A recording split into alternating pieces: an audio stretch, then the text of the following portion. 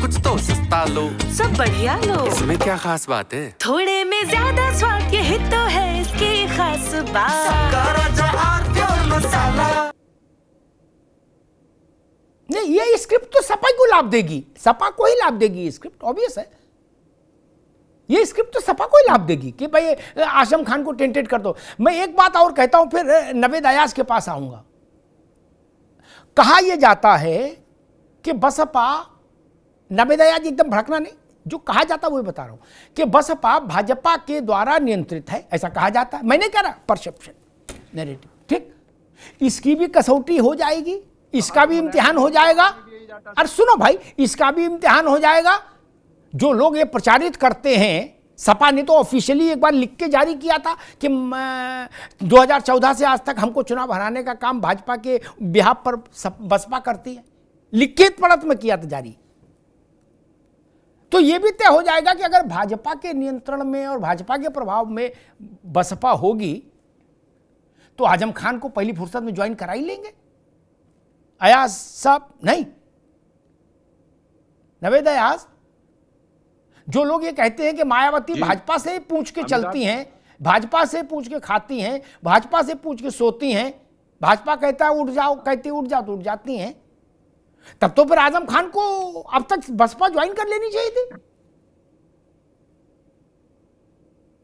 देखिए, मैं बात यहां से शुरू करना चाहता हूं कि जो अखिलेश यादव जी हैं वो रमाकांत यादव जी से मिलने जेल जाते हैं, लेकिन आजम खान जैसे नेता जो किसी भी वोट को भटकाने की क्षमता या वोट को इकट्ठा करने की क्षमता रखते हैं, अखिलेश यादव जी एक बार भी उनसे जेल मिलने नहीं जाते। ऐसा कौन सा कारण है कि भारतीय जनता पार्टी की सरकार में सभी परिवारों को डिस्टर्ब किया जाता है, जेल भेजा जाता है, लेकिन समाजवादी परिवार से न कोई भैया, न कोई चाचा, न कोई भतीजा, न कोई और दूसरा नेता न किसी ईडी की रडार में आता है, न किसी सीबीआई की रडार में आता है, न कभी जेल जाता है। क्या समाजवादी पार्टी के अंदर सारे पाप, सारे कानून तोड़ने के काम क्या सिर्फ आजम खान साहब ने किए थे? कोई और पापी नहीं था? यादव परिवार पर बीजेपी की कृपा इतनी क्यों बनी रही 10 साल तक? मोदी जी के राज में भी, योगी जी के राज में भी, मुलायम सिंह जी को अपना राजनीतिक अभिभावक की तरह मानने वाले माननीय आदित्यनाथ योगी जी उनके परिवार से, उनसे मिलने, उनका स्वास्थ्य जानने बार बार उनके घर जाते रहे और लोग इस बात को समझते रहे।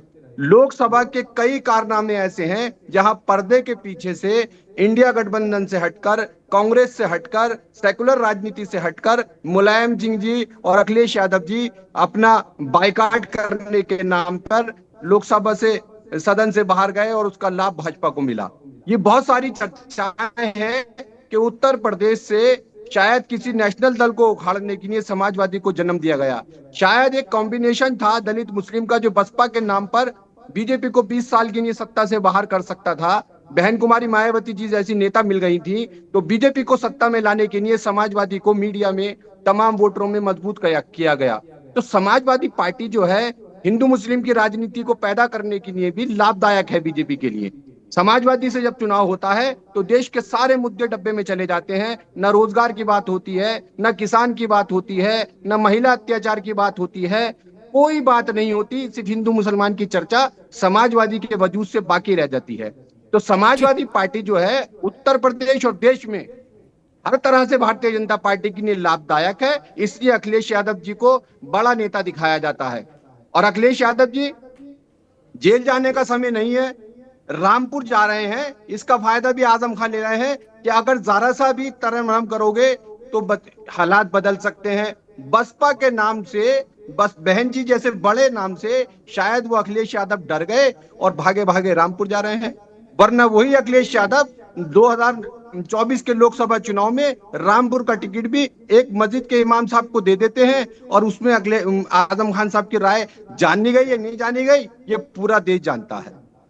तो समाजवादी पार्टी का रुकना होगा। कपीश जी, भैया रुक जाओ। कपीश जी, बीएसपी कह रही है कि समाजवादी पार्टी की फर्स्ट फैमिली को जिस ढंग का प्रोटेक्शन और शील्ड हासिल हुई भाजपा के शासन में, डबल इंजन की सरकार में, दिल्ली टू लखनऊ, वो अप्रत्याशित है और वो ये बताती है कि सपा को बीजेपी का संरक्षण हासिल है। कबीर जी, जो आरोप आप इन पर लगाते थे, इन्होंने कई घटनाओं का उदाहरण देके, कई साक्ष्यों का उदाहरण देके वो आरोप आपके कुर्ते पे चस्पा कर दिया।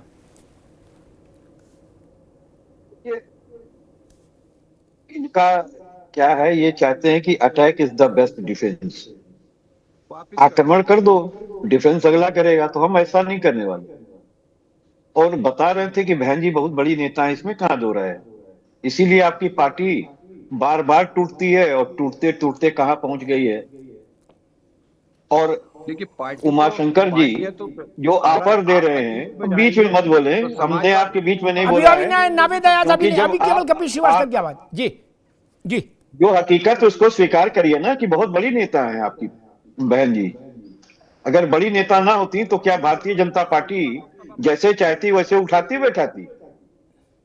आप बताओ ना, ये 0 से 10 कराया था समाजवादी पार्टी ने। आप जीरो थे। जीरो का मतलब समझते हैं ना? जीरो जीरो, उससे 0 से 10 किसने करवाया था? समाजवादी पार्टी ने। और हम तो 5 के 5 रह गए थे और हमने फिर भी गठबंधन नहीं तोड़ा। तो हमें आप बताओ कि आपने क्यों गठबंधन तोड़ा?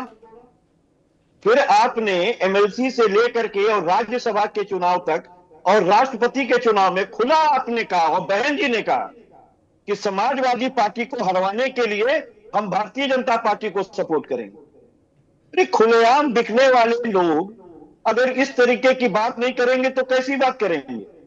और आपकी तो पार्टी बनी है टूटने के लिए। जायदाद बनाओगे टूट जाएगी। हमें आप एक बात बताओ ना, अपने ही भतीजे को कोऑर्डिनेटर बनाया और भारतीय जनता पार्टी के श्रीवास्तव जी, आप ये बताइए, आजम खान साहब ने आपके संस्थापक, आपके राष्ट्रीय लीडर मुलायम सिंह जी को आरएसएस से मिला हुआ बताया था। अरे आप ये आजम खान साहब ने मुलायम सिंह अपने भतीजे को फेंक दी, वो किसी के करीब रख सकती है क्या? आप मुझे बताओ।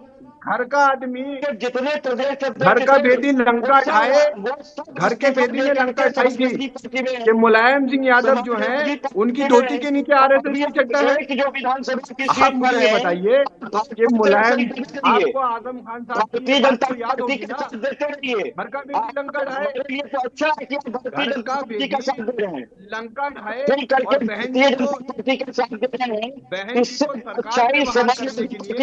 सकती है, क्योंकि बहन जी कर खरीद गुलाम हो चुकी है भारतीय जनता पार्टी की। सरकार बनवाई 2003 में।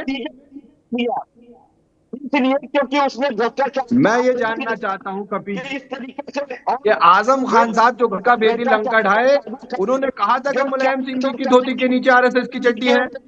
उनके भतीजे के ऊपर जो अपने सेटअप कर सकती है उसकी चाबी टाइट कर देती है। मैं तो आजम खान साहब की बात पर आपसे जवाब चाहता हूं कि उन्होंने मुलायम सिंह जी के राज क्यों खोले? वो आरएसएस से मिले हुए हैं। कपिल जी ये बताइए, मोहन भागवत जी, मुलायम सिंह जी क्या एक सोफे पर बैठे मीडिया ने कवरेज नहीं किया? बहन जी का भागवत जी के साथ दिखा देंगे आप कोई फोटो? देखिए कपिल जी, समस्या यह है कि आप आजम खान साहब की बात पे भी जवाब नहीं दे सकते। घर के बेटी लंका ढाए, मुलायम सिंह जी के कच्चे के नीचे आरएसएस का चड्डी है, ये बताने वाले आपकी पार्टी के संस्थापक नेता आजम खान साहब है, बसपा नहीं है। बसपा का आरोप नहीं है ये तो आपके वरिष्ठ नेता आजम खान साहब का आरोप है। मुझे ये बताइए कि घर का बेटी लंका ढाए और अपने नेता को आरएसएस का बताए।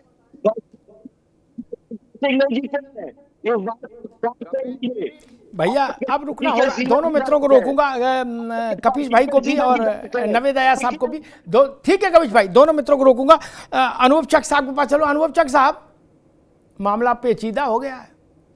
बसपा वाले कह रहे कि सपा भाजपा की ओरिजिनल टीम है और सपा वाले कह रहे हैं कि बसपा भाजपा की ओरिजिनल टीम है, और कुछ कह रहे हैं कि आजम खान से भी भाजपा की सांठगांठ है।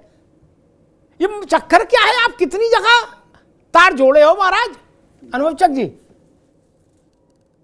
देखिए अमिताभ जी, चाहे समाजवादी पार्टी के प्रवक्ता हो, चाहे बहुजन समाज पार्टी की तरफ से जो बात रखने वाले नेता हो, ये दोनों बार बार सिर्फ भारतीय जनता पार्टी को, संघ को टारगेट इसलिए करते हैं कि ये तुष्टीकरण की राजनीति करते हैं।